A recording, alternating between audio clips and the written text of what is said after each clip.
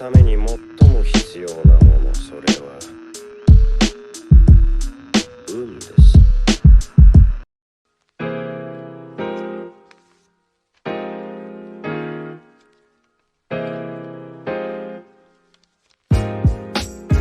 Hey everyone, and welcome back to another edition of the Project Webtoons podcast. Sorry about that. Woo! Coming at you here with the latest, hottest webtoons and series coming from all over the interways. As always, it of course it's your big man. It is Sleepy. It's your boy Seraph here. This is Dragoon. Yeah, the only visual one today. So you're gonna have to get used to this mug, I guess. But yeah, sorry for the delay. I'm sure you can all notice my background has changed quite a bit. Had to take a little bit of leave there so that we could move to a new area. But we are back here in for this newest edition here, and we've got plenty to cover in this episode. A finish out for Descent of the Demonic Master, some more new chapters for both Beginning After the End, God of Highschool, Lore Olympus, Fff-Class Trashero, Mookhyang Dark Lady, and so much more. So before we jump all the way in, of course, as always, please, if you haven't already, think about hitting that subscribe button down below so you can be updated of all our latest content, and definitely hit that like button as well if you want to be informed, if you can let us know if you like or enjoy the episode, as well as the content we're putting out. How you two doing? I know it's been a little bit. You know I broke my legs. You broke your legs? Your legs? The one leg. Okay, your legs. I did break both my legs. You didn't break both of them? Yeah, I fell downstairs and I twisted both of them. I thought it was just the one.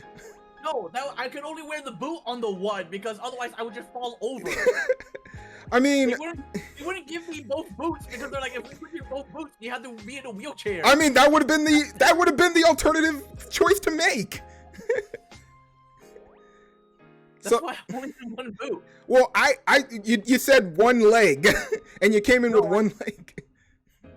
Well, this is what happens when an eel tries to go downstairs. That's not made for you. Slide. Both the ankles broke. Oh my god. So bad. Seraph, how are you, man? I'm doing pretty good. Man. Doing good there. Hanging out, chilling.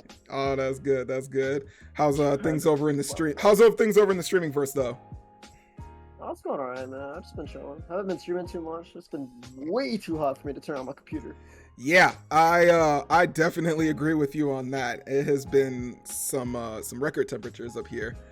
Sleeping in a 80 to Hundreds? 85 degree. Man, I think compared to Sunday when we all met, the rest of the weekend had been actually really cool. I mean, for some reason my room retained all the damn heat, so I'm like sweating as I'm laying down in bed, man. That's not good. That's not good. I'm about to go buy an aircon unit tomorrow, so I'm pretty happy about that. Wise idea. Yeah.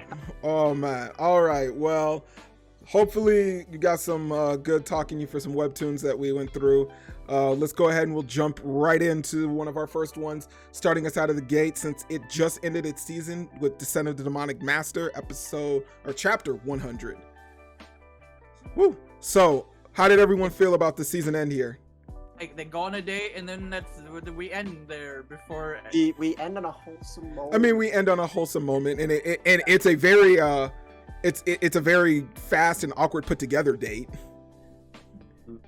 It was like very, very rushed. It was one that was, well, I think one person knows that it's a date and the other person's kind of just like, oh, you showed up. at kind of the way. But not only that, but we finally got to see what the Red King's been up to as well. It believes us to close out on that as he's getting some information about basically every one of his efforts going in to capture or at least kill our homeboy 100% failing. And also we get the introduction of I don't know if I call this a fourth party now to this. I would say it's like a fourth party. Fourth or fifth party? It's the fourth group of people that we see in Yeah, this. It's like they're all like higher ups in Well- different organizations grouping up together. Well, I don't Talk even about know shit. exactly. Yeah, I don't know if they're part of the organization that was trying to recruit him before, because it seems like, well, they just considered them. They called themselves, what was it, the Round Table? They never actually told us anything specifically about them. They didn't give them any titles or anything. But No. it very much seems like they hailed from England. So I don't know if this is a new faction overall, or if this is one in connection with another that we've already met. I'm assuming it's just going to end up being like, oh, this is the Western faction. And Kind of, maybe like that. the Western faction of returners. Hmm. I mean, they did know that he was a returner, so yeah, it probably is another faction on that level. But they've sent out a recruiter/expert to go and test, or at least evaluate our MC here. Not to mention his lackey is busy also building him I don't know if he's building him more or less new recruits to join the demonic cult, or if this is just his new school of students, maybe. But it looks like season 2 is going to be pretty hot with what we've got set up with all these new factions coming in, and hopefully him getting a much larger group of allies.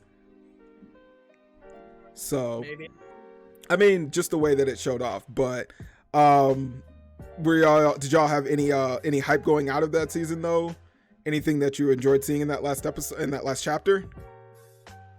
I don't know if I wanted it to actually end on the date. The date?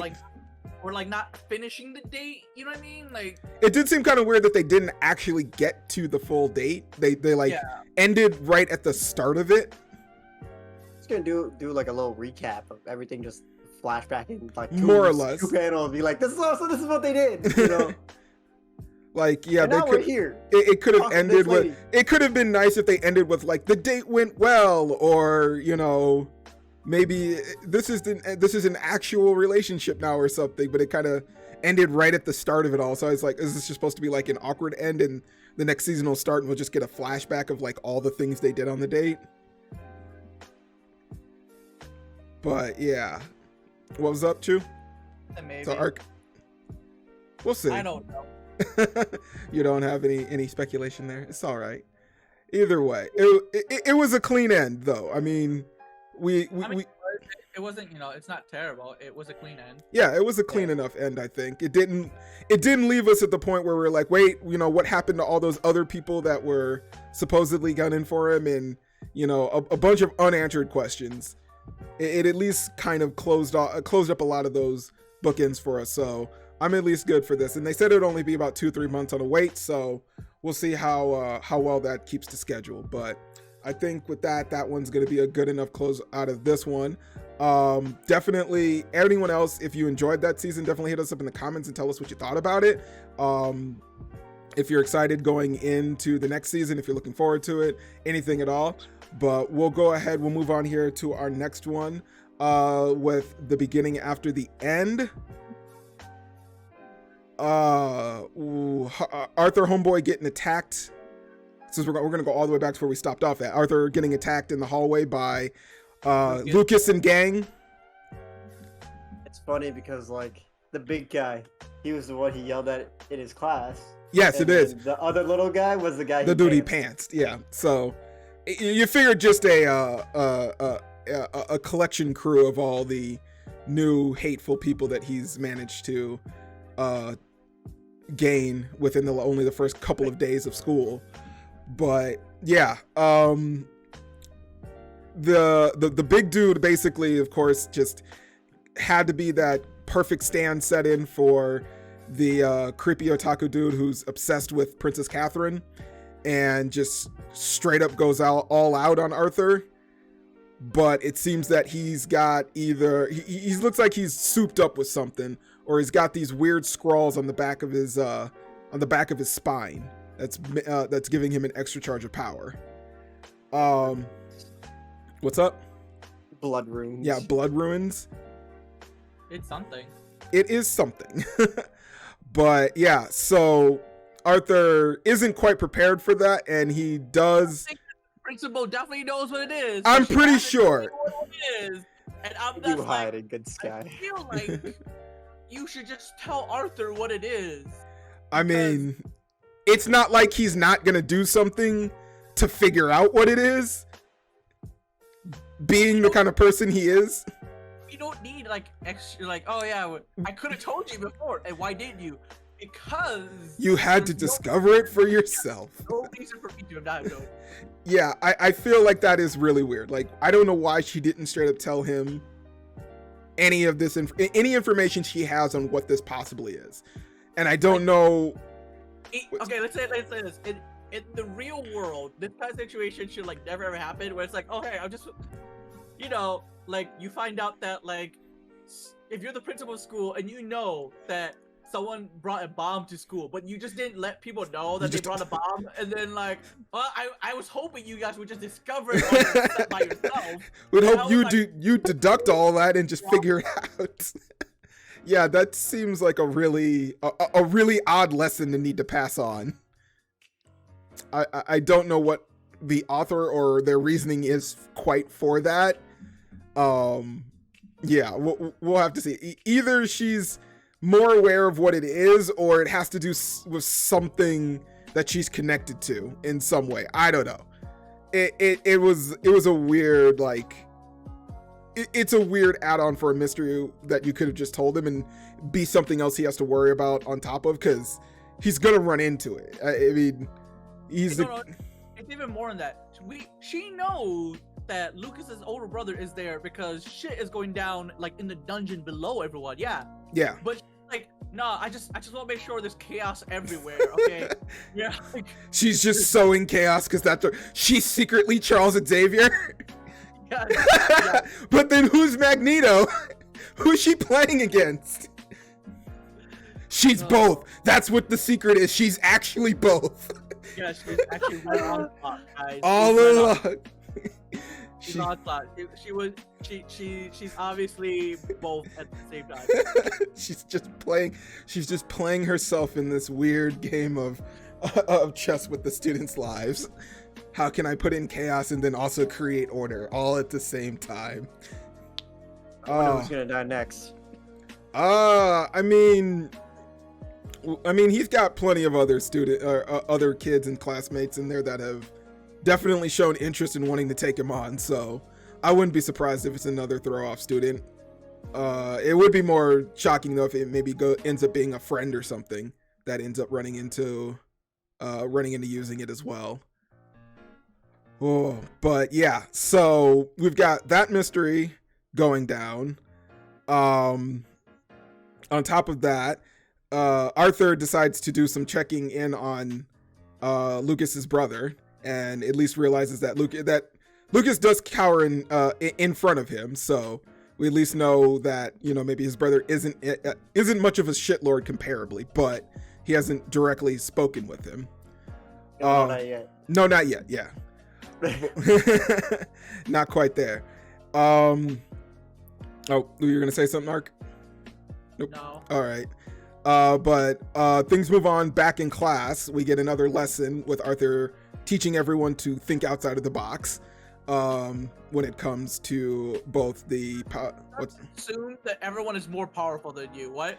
Yes, because if you try to rely on power, if you try to rely on on the idea of the perceived stats. I'm just letting you know that power levels are bullshit. Bullshit. That's all it came down to? Power levels are bullshit. Is that what you were saying, Ark? Yeah. Power levels are bullshit, right? So just assume everyone can kill you. So just always fight your hardest. Such great life lessons there from Arthur. But yeah. We go back in from there though, and we actually do get a final confrontation between Arthur and our elf princess here. And they kind of seem to hash things out a little bit. At least Arthur admitting his more or less his inability to tell the truth, but also to more or less push off that, you know, I'm really need to tell the truth. It's just no one would actually believe that truth. They'd be like, hey, I want to let you know that I'm I actually lived a whole nother life. I'm actually like a 70-year-old man. Yeah, like the In all reason why honesty. I tried to not have any sort of sexual, like relationship with you is because in my mind, you're my daughter. What? Like, yeah, you can be my daughter. No, that doesn't make any fucking sense. I know it doesn't, which is why I could never let anyone tell you the truth. Oh He's yeah. not wrong. I mean, he's not wrong. But I mean, Arthur has also made the same clarification that he's not attracted to older women like we have with, another webtoon with Lucas. Yeah. Where he's a 100-year or 500 or 4,000-year-old guy, but he's attracted to specifically older women. Yeah, And more mature women. Why would I not aim for the older women? What? That makes no sense. No, You're no. a 15-year-old student. No, I'm not. Yeah. See, but at least in that one, he doesn't really hide that he's not like 4,000 years old. I mean, he doesn't come out and say it, but yes, he doesn't really hide it, at least not from people he's accustomed to. He does hide it from everybody else. Yeah, it's like he has to hide it from like, oh yeah, hey, I have to hide it at least from the enemies. Well, like the enemies, but then also like some allies. He doesn't tell everybody. Yeah, but it's not like anyone actually asks him, hey, are you actually like 4,000 years old? I mean, Why? Yeah, I mean, a few people have basically come out and basically, yeah, I know who you actually are. So, it's information that would be very vital to some individuals if they knew. I mean, more or less his apprentice it finally like accepted the realization of it, so it depends. But yeah. But back with Arthur though. So after the whole conversation, yeah, he basically at the end of it states, I can't be in a relationship with you. And more or less, I don't think it's solely because of, I'm actually a super old guy and you're, a child and that just won't work out. But more on like, I'm gonna probably be on this really half-assed dangerous journey that I probably don't want to get too many people involved with. I mean, he already had that entire freak out when, what was it, Ren? No, not Ren. What was her name? Black hair from his father's guildmate. When she nearly got killed. Yeah. And he kind of lost it there. So I see him more being like, yeah, I kind of don't want to intentionally put people in harm's way knowing that I'm going to be doing some very dumb shit. And I should know better, but teenager. Yeah. Teenager? I mean, he's still one. He's not one mentally, but physically he's going through everything. So, I mean, he can just recognize it quicker. Yeah.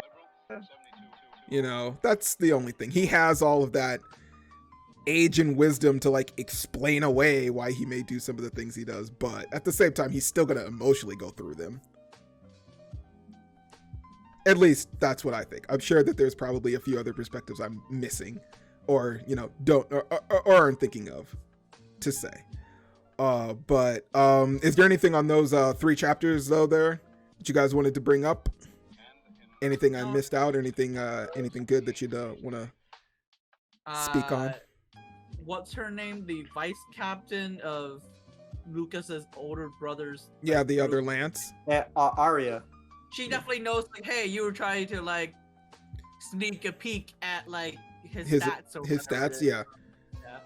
Or at least trying to gauge whatever his core color is. Yeah, but I don't think she understood the reason why he was doing it, because like he was like glaring at Lucas, and she thought that he was glaring at Lucas's older brother. Yeah. No, I have no qualms against him. There's nothing wrong with him. Like, but how am I supposed to explain to you that Lucas thought he's killed me, and I'm waiting for the right moment? I mean, that's information you don't tell people. That's kind of like, yeah, no, I keep this close to the chest.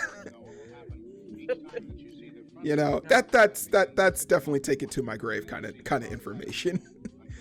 Yeah.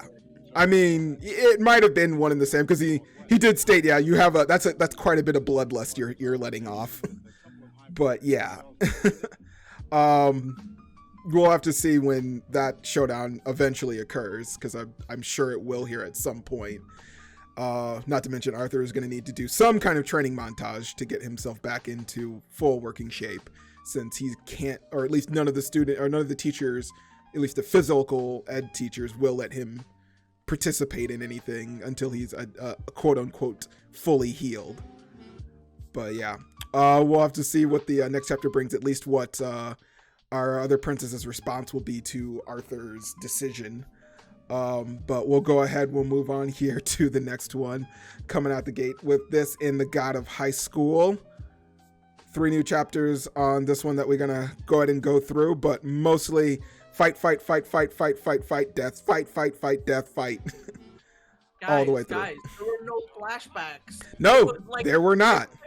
It was like I bitched harder and it was perfectly fine. There was no flashbacks to the information that explains what's going on in the chapter. I was proven wrong, and I was like, oh, I enjoyed this. We just had to wait long enough. That's all it was. We just had to go through long enough, and then we finally got to it. But yeah, so we got the end of the fight between Q and our new god here, and I kind of feel like Park is more or less a stand-in for you right now, Ark. Why? Because even he's got like the same look of, why are you doing this? This is pointless. I don't care. Like, no matter the ultimate attack, the combination, whatever, it's just the same nonchalant, like, I'm just waiting for the final boss fight. That's all I'm here for. It kind of feels like, because, I mean, you get Q showing off, he breaks off pantomime, and he goes off with this ultimate super technique, which is basically, funny enough, he rolls it looked like a D100. I can't tell her it was a D50. No, it was a D35 or something. No, because it landed on like 48. I don't remember what it was. It wasn't a D20. It was more than a D20. That's why I was like, it's like got to be a D50 or something. I know it's like a D43 or something, because he's like 1 out of 43 chance it's the only way it can hit. And I'm like, wait, why is it a D43? I don't. I mean, I don't know. I'm sure there's some background lore that like explains why it's 43 for that, the cloud bear. But still, the technique all blanking out to basically like, if you do it, basically it'll wipe out anything, no matter what it is out of existence, God, whatever. And of course, it lands on 43, and it begins the whole sequence of all these giant cards slicing into him. And Move On Park just kind of sits there and takes it all the way through, and he's just like, okay, you touched me. Moving on. And Q just kind of ends off his life there. After that great luck of the dice. And then Park quickly mops up the rest of everybody else, taking out both Dean and Pandora and the remaining agents, and just walks off. Oh boy, Q. Yeah, I mean, it's a noble sacrifice that we knew was coming. Since no, I don't even understand this sacrifice. Okay, let's besides. I mean, it's a sacrifice. It's like this. What part of the sacrifice does this play in like the overall scheme of the story? Once again, Park is your stand-in. It's just like, I don't even know why this is happening. Hold on, back. Yeah, I don't understand why this is occurring. It literally means nothing. Like, they don't understand when I say God, I mean God. Oh, like, look, you finally touched me, and you look at that, you're like, look, you flicked my foot. Good job. All right, sudden death, everything. Okay, moving on. I mean, that's all the entire chapter played down to. So, I mean, I could see that was coming. Is this something stupid? Like later on, they're like, oh, it proves that you can change fate even though God is involved or something. Like that's the only way I could think of this. But like, I'm like, but isn't that like the whole stupid like power of friendship every single time we have this every single fucking time? Like, you thought we couldn't do it, but we changed that 0% to a We made 1% out of nothing. I don't know. We'll see if it boils down to that. I gotta guess it's gonna some way relate in that way to this. But yeah. So Q is out of the picture. Don't know if Dina and Pandora are actually out or if they're just KO'd for right now and they'll be back in a later segment. Not sure there. But that chapter ends off over to Dai-Wei, who is still fighting Ryong, and that battle is more or less just a continuous stalemate of slowly escalating power, which finally ends off with Dai-Wei fully realizing how to use the Sage's robe and basically splitting the atmosphere a la One Punch Man, as well as carving a subtle path into the new Earth. Ryong finally accepts Dai-Wei being Morijin's new friends, which once again, the power of friendship. And what's wrong now? Do you not understand why he's a horse? Is that what it is? No.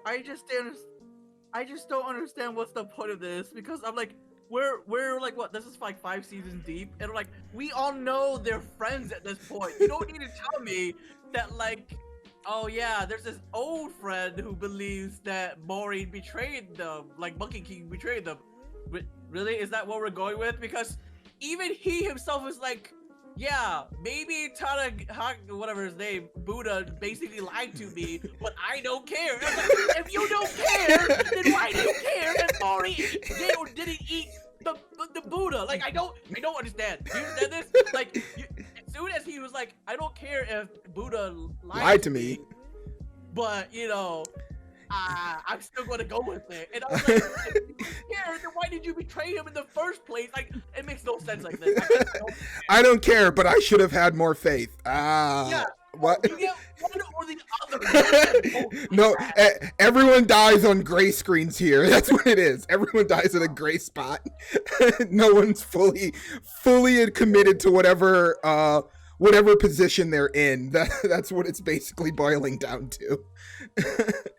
So stupid when I read that. I was like, wait, so your whole premise here is like, oh, you thought that you were betrayed. Okay, cool. Okay, we'll go with this. And now you're comparing yourself to Dai-Wei, who still fully believes in the Monkey King. Cool. But then you get to the point where you're like, but in order to evolve and get better, I no longer actually cared whether I was lied to. Then I was like, so then why the fuck? No! You get one or the other. You don't get both. You don't get both.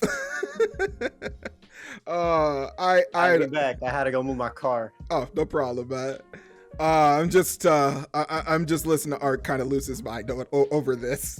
So Got a high school still? Yeah, pretty much. I'm bitching about the fact where where Ryong was like, he was bitching to himself, like he was like, no, Monkey King betrayed my friendship. How come he didn't reach out a hand for me and ask me to help? Why did he do all this stuff? And then suddenly at the end of that, he was like, yeah, but like, even if Buddha lied to me and told me that Monkey King ate our master ate the master, all these things, I don't actually care if it's a lie or not. I'm still going to like go with it in order to get better. And I was like, wait. You get one or the other. You don't get both. All right. You don't get to say that it did matter and then also say that it doesn't matter. You understand this? Well, it boiled down to I'm taking the advice of both Buddha or Tagagoth and also Morijin here. That's what it seemingly boiled down to, because Morijin, he's just reflashed. He's like, well, it's because you're stalemate. You're stagnating. That's why you're stale. You need to grow. But then Buddha comes and lies to him, and he's like, "Oh, well, I'll just believe in you and fuck Morihjin." And then now he's getting into this new place. He was like, "Well, I can't grow any stronger because I believed in the lie. So I guess it doesn't matter that if I believe that I believe in the lie or not, because screw it. That's the only way that I'll get stronger according to Morihjin, because I just have to take a weird path and I'll just get better." I'm like, wait, what? Just the logic of this just doesn't make any sense. I'm sorry. It's very obtuse. I know it is a little all over the place on some points, but at least we finally got a close of that fight with Ryung taking the L and Mubang Park showing up and basically being like, "Why the fuck did you mess with my planet?" So now it's this new fight, which I'm guessing which is what it's going to be going forward. Mubang Park just moving through each individual person as they hold off time. So now we've got Daiwi versus Park, and Daiwi is pretty much at the end of his fighting strength, it seems. Not sure if they're gonna try and like push him into another level beyond this, but we'll see. What's up? I don't know, because we're gonna get to the point where everyone's like, where the fuck is Mori? Like, I mean, that's basically what the question has been to. Long. this is the part where like, like, I mean, it's Frieza, and then like Frieza's like 5 minutes to the planet. I mean, that's what this is. 5 minutes actually is. This is what that feels like. It'll be blown up in 5 minutes. 7 episodes later, it's been 2 minutes, and you're like, what? Because at this point, you kind of question. You're like, all right. Mubang Park, you're saying that you're a god, yeah. How come you just haven't won already? I'm just curious. Like, if we're at this point here, all right, I feel like you're just stalling. You know you're stalling, right? Because you could have gotten way past this already, but you didn't. I mean, Mubang Park was like, I could just join in the fight and kill all of them, whatever I want, yeah. But I'm just gonna let my retainers go and do it. Dude, you can just go down there. And I mean, like, no. It's been constant artificial hurdles he put in front of himself. First, it was, I need to do the summoning so I can get the permission of the spirit of the earth to do this, and then it was, it's because I'm missing one of my sacred treasures, and it kind of just became more hurdles that they seemingly put in front of him more than anything. This is pretty much the equivalent of, you need a blue key to get through the blue door kind of thing. Are we just going to do the stupid thing where it turns out that he's like Thanos and like he's set up his own fail state? We get to the point where it's like deep down inside he was like, I never actually wanted to give up on humanity. Oh, that would be such a bad payoff. Please don't do that. That's so bad. Why would you say that out loud? Because it's the only way that makes sense right now. Because, like, once you get to a certain level, alright, everything should be like, you should be like, nah, this is done. Do you understand this? But like, because we don't actually get to that level to understand that it's done, then like, the truth is, it doesn't feel like Mubang Park is an actual threat. Do you understand this? Like, Q holds him off, alright? And then like, Dan and what's her name? Like, they hold him off Pandora. Just a little bit.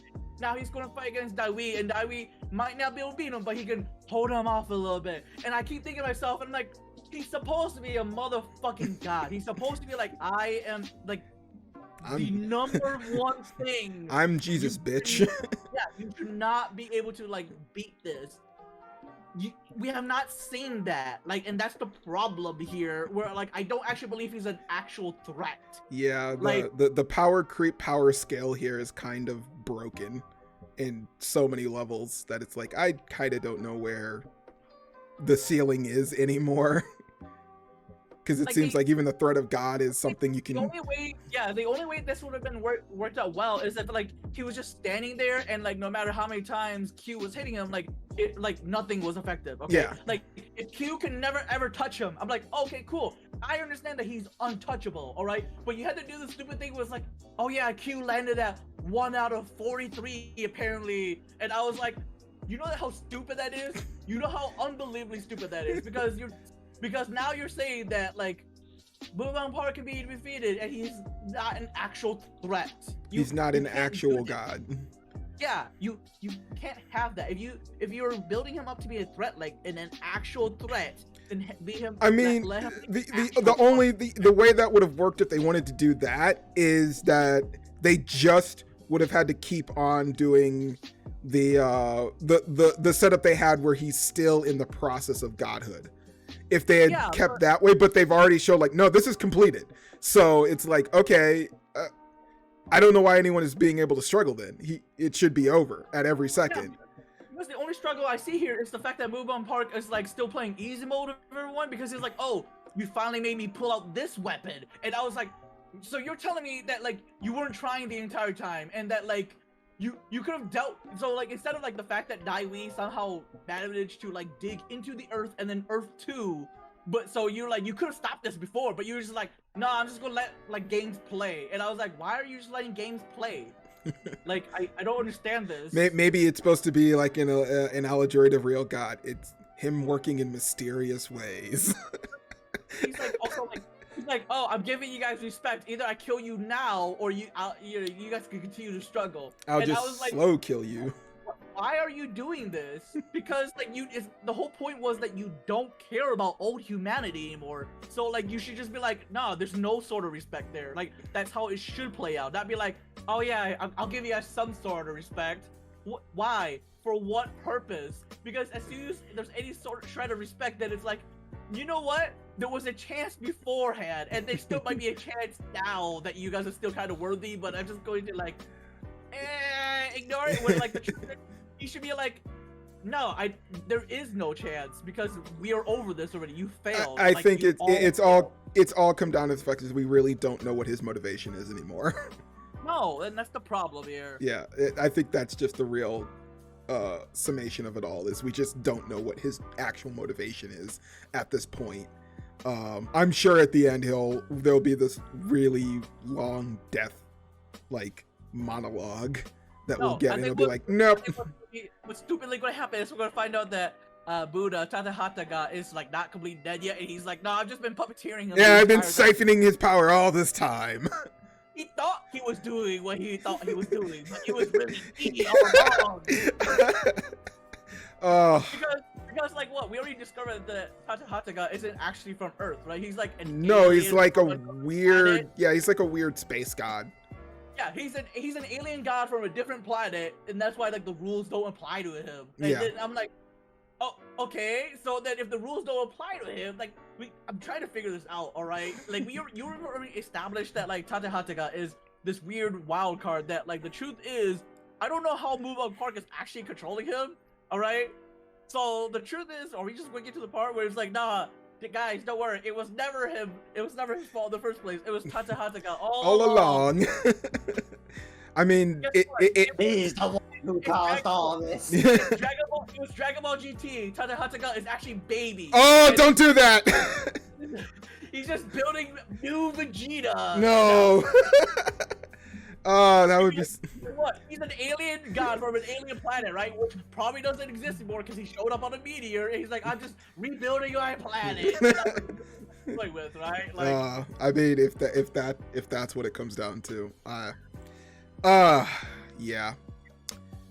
Oh, well, we'll see. We'll see. There's still multiple chapters ahead that are currently ongoing. I haven't seen the final like big flash of the final chapter is here now, but we'll see what happens coming forth. We'll see how much of our predictions or our annoyances we're going to come out. More chapters of the way we're going because Mori hasn't even showed up yet. I know we haven't even gone back to a clip of Mori of like, where are you? What are you doing? Stupid scene where we have like cowgirl fighting against rabbit girl, and I was like, what was this scene just for like the fetish? I'm guessing it was for the fetish because yeah, she derobed, and I was like, okay, this has got to be for that. This is fan service. Or this is the other secret plan that was happening all along because we already brought them up because they were on the moon doing stuff and then they disappeared and they were doing something else. So I'm sure that will somehow play into some even weirder plan that we would not have ever guessed or have been really informed about in any way, shape. So we'll see where that goes off. We'll go ahead here. Seraph, you got anything else you want to say on those 3 chapters? Yeah, I got all of it. Yeah, all of I'll it. leave it at that for y'all here. All right. We'll go ahead and we'll move into our next one, going from one set of gods to another in Lore Olympus. Ark, you want to regale us with the 3 chapters we had drop for this? We have it where Apollo's mom Letty? reveals to she reveals to Persephone that, hey, just so you know, Hades and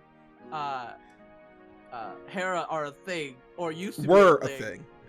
right? And then Hades sees her and he's like, what'd I tell you? Get the fuck out of here. No sun gods here. My house, goddammit, you're not supposed to be here. Get out of here. Get out here. So and then Persephone has, like self-esteem issues. So then she's like, hey, can I go see a therapist?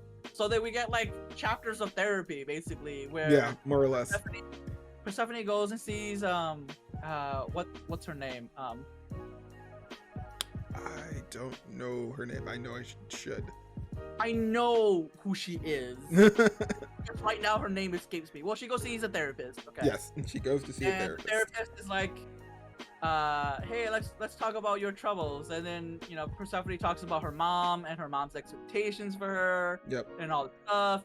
And then the therapist is like, okay, cool, we made a great today. Is there anything else? And Persephone is like, let's one more thing. Let's talk about the rape. So she gets they talk about the rape and she gets told that, hey, being raped doesn't define you, who you are. You're better than that. And so then Persephone and Hades go off and they're like, all right, Hades, since like basically Persephone's like, I now have like a sense of confidence after talking and getting stuff off my chest.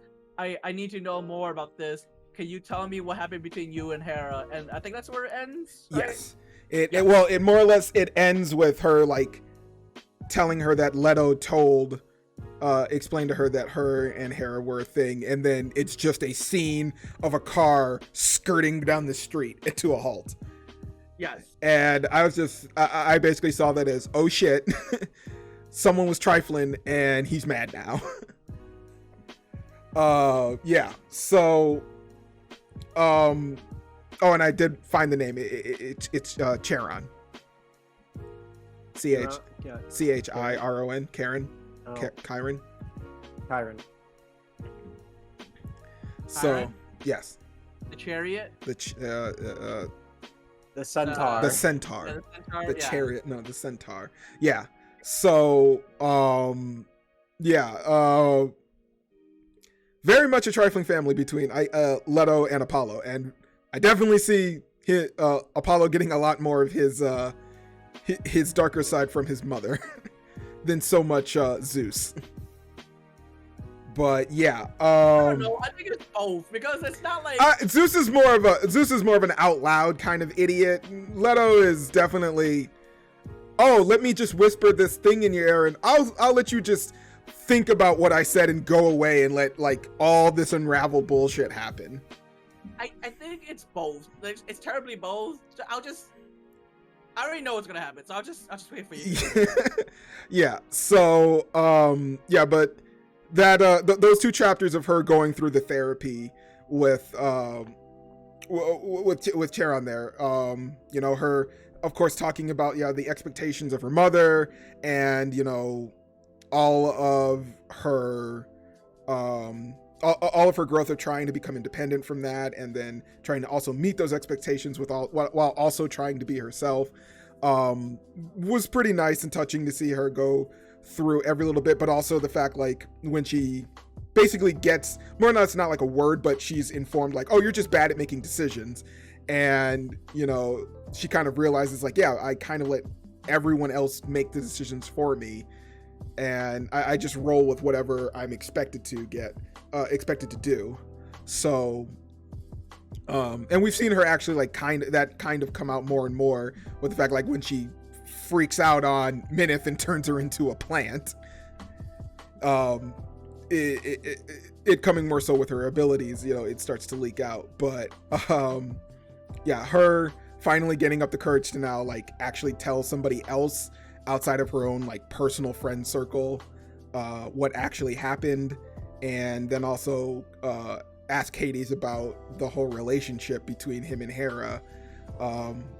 We're seeing that exponential growth for her, and that's actually really been fun to watch for her character. But I'm kind of wondering if we're going to see Hades finally go on a warpath, as maybe she'll eventually tell him the full story of what's occurred.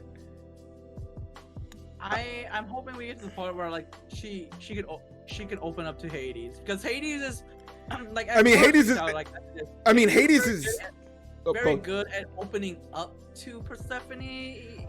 Granted, yeah, he's almost a seemingly different, if not the same side of the same coin for her, where his own persona is very dark, and people just reflect that as him being, you know, who he is because of everything. And but like, he's also very quiet, shy. He keeps everything to himself. He doesn't like to open up to anybody else. And, you know, he also has a fair amount of trauma that he's gone through himself. So yeah, it would be nice to see them like at some point maybe start to kind of heal each other's trauma as they talk, even go through it, because I don't think he's actually told her about his scars, has he? No, I think he's talked about them. He's talked about Kronos. I know he's talked about Kronos, but I don't know if he's actually like, he's talked about how Hera was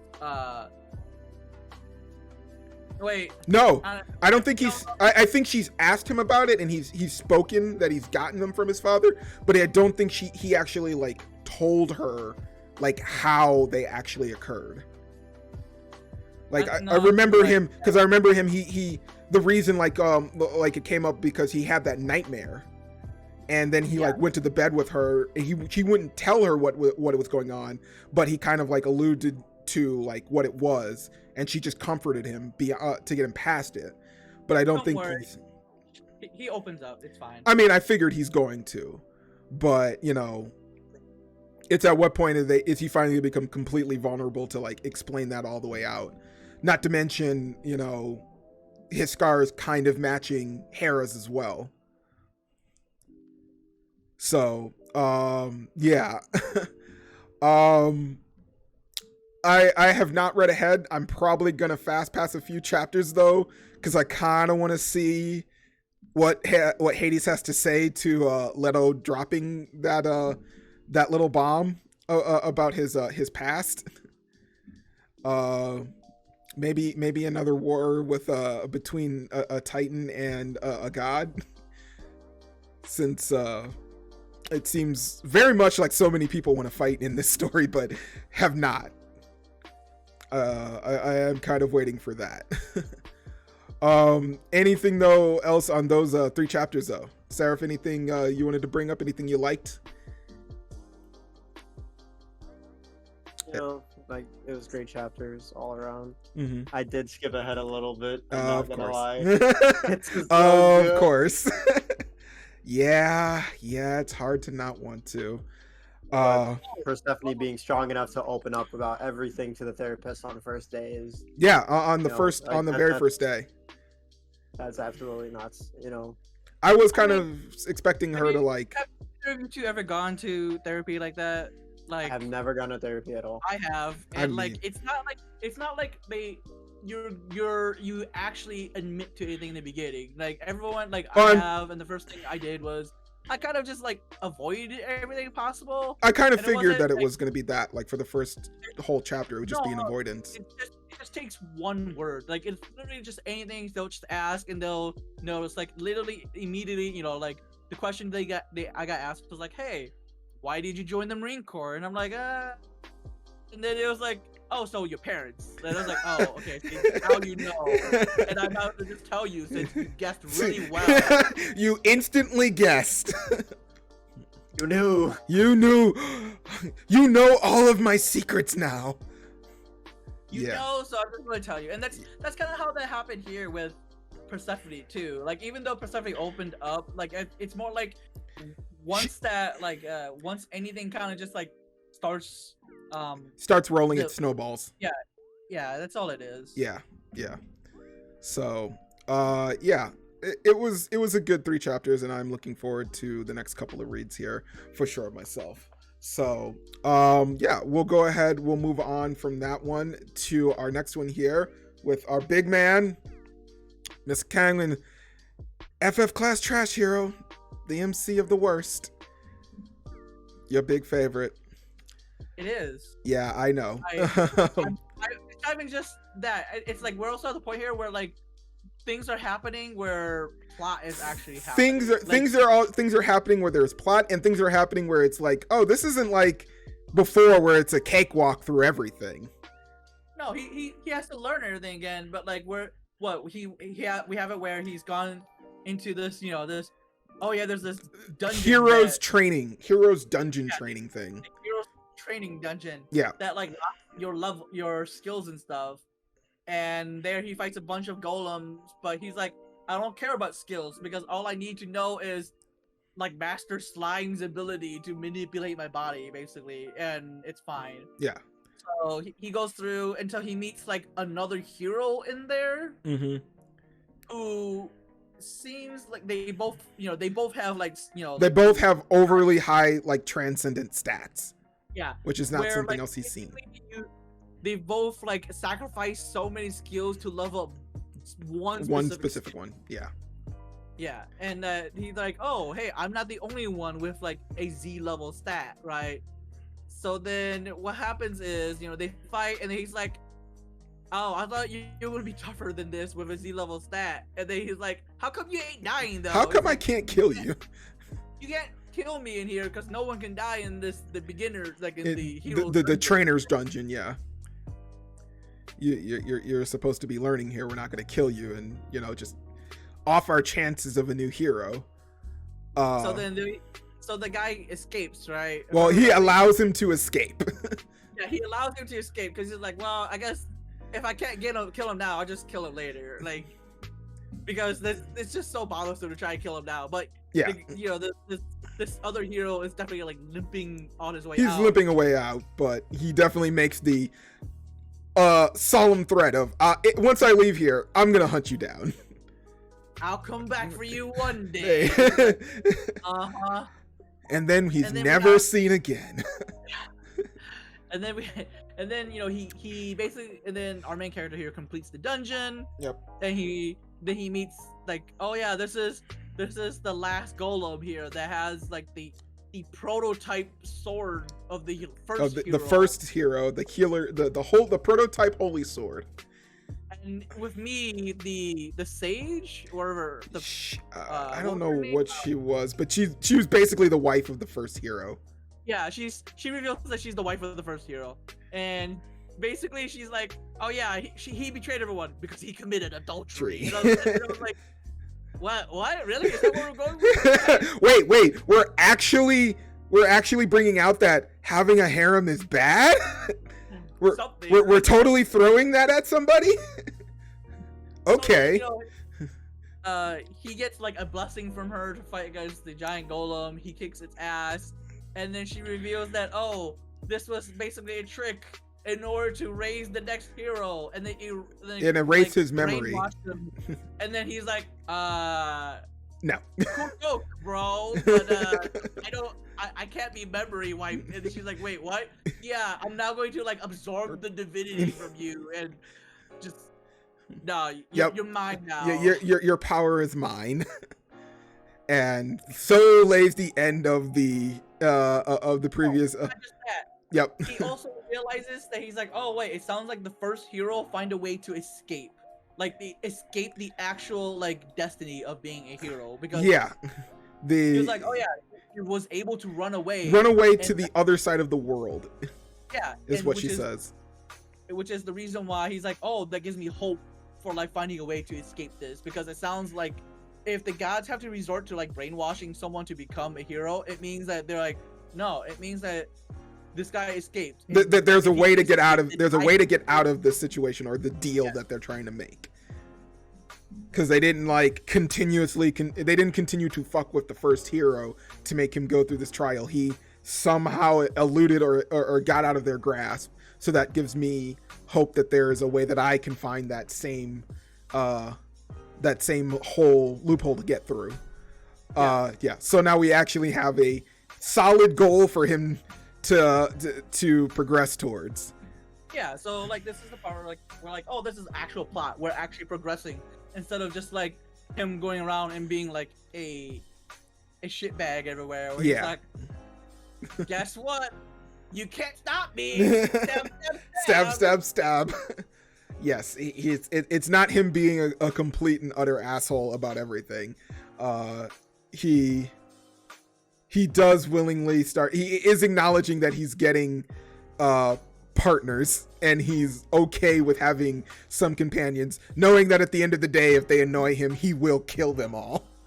I mean, he's so unbelievably powerful. It makes no difference. He's like, I can just kill you at any point. I mean, yes, no one can stop him from that, and the teacher still seems pretty oblivious to how terrible of a person he is. So he's at least acknowledging to her, like, yeah, she's making sense, but I'm not gonna like give her that satisfaction to know that she's maybe right about this.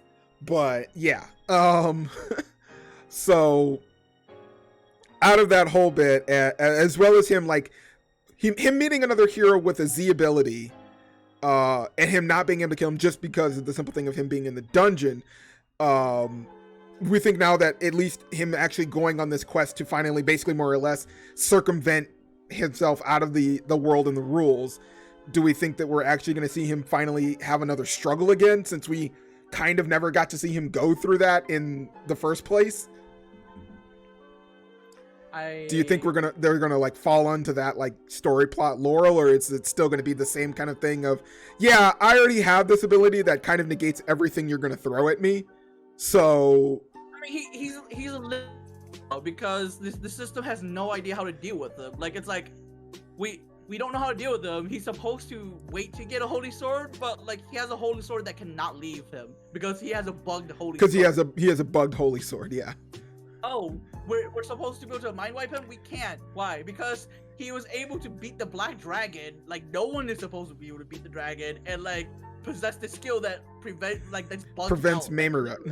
Yeah. He's basically getting all of the bug abilities that shouldn't technically exist, but for some reason they're in the system as some kind of like, the things that are supposed to be, I guess, deterrents for him or the heroes to go through so that they stay on the right path, but they put rewards that are just as broken as these hurdles that they have to go over.